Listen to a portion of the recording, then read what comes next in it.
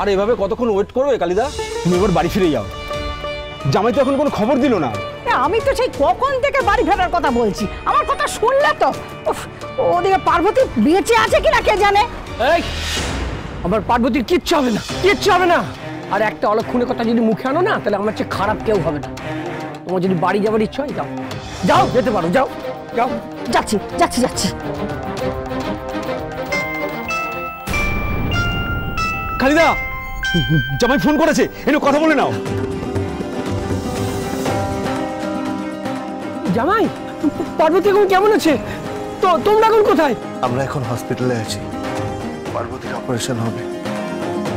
আপনি চিন্তা করবেন না, আমি তো আপনাকে বলেইছি আমি থাকতে পার্বতীর কোনো ক্ষতি হতে দেব না। আচ্ছা, পার্বতীকে গুলিটা কে করেছিল? আমি তোমাকে তখন বললাম না, ওই মোড়ল।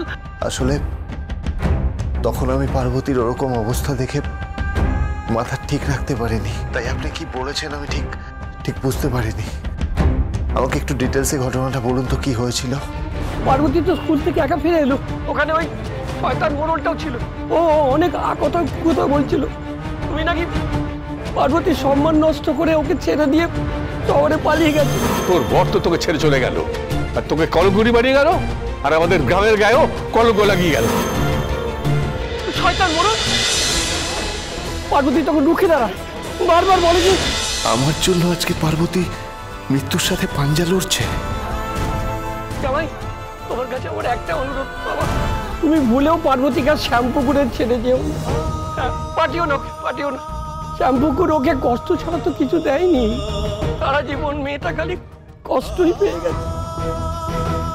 তুই যদি আর সময় মতো না আসতে, আমার মেয়েটা বাঁচতো না বাবা, বাঁচতো না।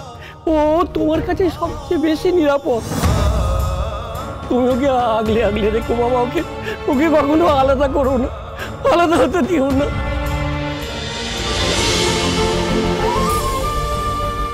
তুই এসেছিস বাবা? কি রে মিন্টু, তুই এভাবে তাকিয়ে আছিস কেন কাকিমার দিকে? কতদিন পরে এলি, এতদিন কোথায় ছিলি?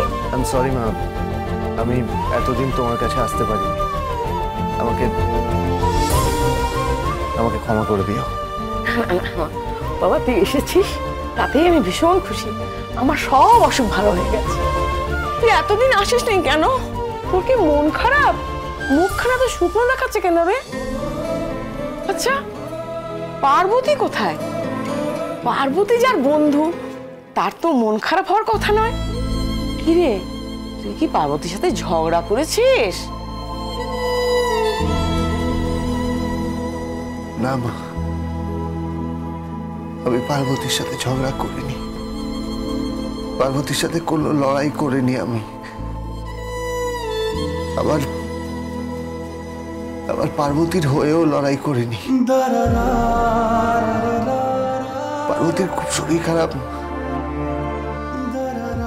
পার্বতী বাঁচবে কিনা আমি জানি না।